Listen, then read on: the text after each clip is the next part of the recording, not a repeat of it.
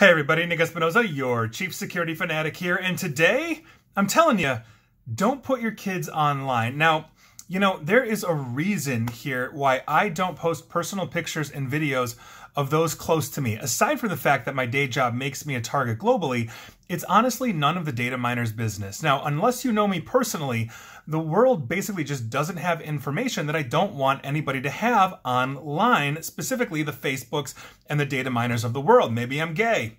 Maybe I'm straight. Maybe I have 7 kids. Maybe I'm Nick Cannon. I don't know. Maybe I have no kids.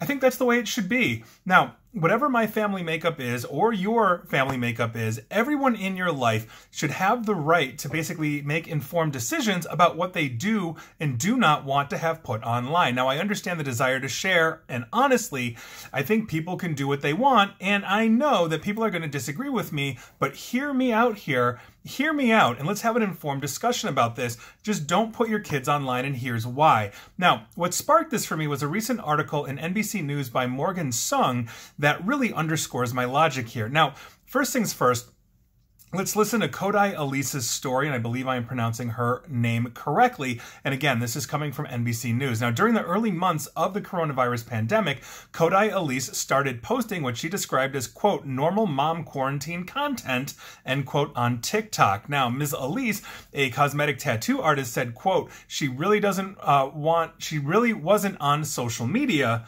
prior to this, so she barely had any followers. Now, because her videos weren't getting many views, she didn't think it was a big deal to have a public account to showcase her family's life during the lockdown, with many of these videos featuring her and her daughter just dancing around their house. But the overwhelming response to one of her first viral videos convinced her to take her kids offline entirely. Now, the video started with Kodai's then 5-year-old daughter. She swapped places with Kodai to the beat of music, and with basically a clever edit, appeared to transform into her mother. Within few hours, this video had over 6 million views, and her TikTok following grew to 100,000 that week. Now, her comments, basically, that she got on the video, many of which revolved around her daughter's appearance, quote-unquote, horrified her. Quote, I remember that one of the top comments on it was, wait, no, I like the first one better. Now, I continue to quote, I made the choice that day. I removed every video of them. I wiped them from the internet. I knew she, my daughter, didn't have a say that her face was being shown to that many people. Yes, exactly. And if you have a public account, you don't know who is watching, you don't know how viral it will go, and you also don't know who's going to make a copy of that video that has your 5-year-old in it. Now, a growing collective of creators like Kodai Elise are pushing parents to take similar precautions when they make content about kids. And honestly, better late than never. Now, many in this movement argue that children can't consent to being online and they may not have a choice growing up in the spotlight. That's not an argument. That is a straight up fact. If you go viral, yes, your kids cannot consent. You are the legal guardian for them. Publicly documenting a child's life can also have safety concerns. Think about all the predators. The internet is a crazy place. We are seeing a lot of political extremism right here, right now. Not to mention, we have predators, we have dark web, we have a whole bunch of different things that basically are just terrifying on the internet. And now we are exposing our children basically to this by our own consent, our own will, our own desire. And as social media usership increases, especially on platforms like TikTok, which is a surveillance app for the Chinese government first. I've done a million videos and podcasts and on my radio show about that. Go read that. The potential viewership of every single video is essentially limitless. Going viral, whether it's intentional or unintentional, is not uncommon. Now, according to Sarah Adams, who's a creator who runs the TikTok account Mom Uncharted, they post videos about the ethics of parents' content that revolves around children, and I quote Sarah Adams, children don't know about social media. They don't know that their images are being blasted worldwide to billions of people, many of whom are predatory towards children. They don't know their lives are going to, basically, their images are going to live on together. Yes!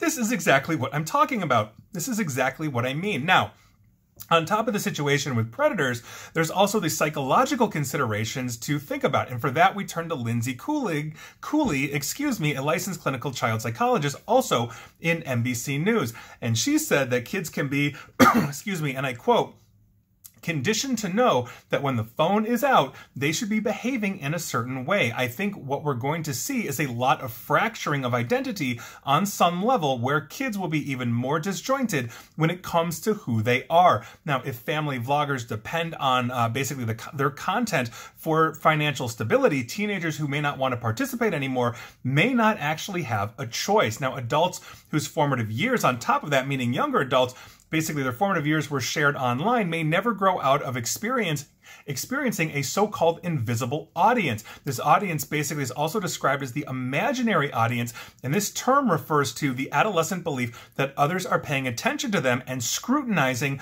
their behavior, meaning you are always acting to conform to what you think is this invisible audience in your head, and you're behaving in a specific way, not true to yourself. Now, most people grow out of this as they grow into their sense of self, but Cooley hypothesizes that those who are, quote, used to being on stage all the time, and, quote, will struggle to break out of this. Quote, people are not always watching us, but when we grow up, when we literally have people watching us, that's going to change. That's going to lead to a heightened sense of anxiety, of a felt sense of pressure from the world around us to perform and maybe be something we're not. In other words, you technically don't have this societal pressure, but you're feeling it anyway because of how you grew up. Now, some creators grew up being watched online and are beginning to speak out about their childhood. Some allege that being so prominently featured on their parents' social media accounts have affected them negatively.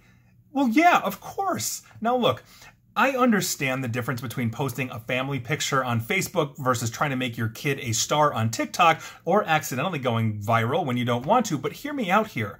Because aside from putting your kids into privately held biometric databases, aka facial recognition, thank you very much Facebook, TikTok, Twitter, etc., and also having them data mined, basically, that need to perform that Cooley was talking about is still there since phones are omnipresent in a way they've never been before. It's different than when like mom or dad used to whip out the old camera at a birthday party or use a camera like 10 times a year, and that was about it, and it stayed in a family photo album. You know, your friends would come over or your relatives would come over and they'd look at the photo album or the slideshow. Now we're blasting it to the internet and we're showing everybody constantly, every single day. We have a camera with us. And the addiction to social media is there on top of the desire to overshare. It's not healthy for anyone. So I think you should not be putting your kids online. I think we really need to curtail this. I don't think it should be right. Now, I understand a lot of you are going to do this. I understand a lot of you are going to disagree, but you can't say you didn't understand the facts here. So please, if you're going to be putting your kids online, don't try to make them go viral. Don't try to make them like 80s television stars because all of them turned into like crackheads or went off the rails in some way or the other. Just let them develop as they are. And when they are old enough to understand the ramifications of having their privacy basically exposed over and over and over again, then that's cool if they understand it and want to do that. And if not, it's totally fine. And studies have shown that kids that are off social media until the age of 19 are vastly more well-adjusted, less instances of suicide or depression, less instances of self-cutting, less instances of negativity mentally in their life. This all adds up. There's longitudinal studies on this. This is just the next round of it as parents are starting to realize the damage they are potentially doing to their kids. So don't do it. Can't say you haven't been told. And please like, share, follow me here on Facebook and Twitter at NickAESP, where you won't see anything about anything in my life except for me and what I do and what I like to talk about. Same with YouTube. And as always, stay safe, stay online, and please attempt to stay private, both you and your kids. Thanks, everyone.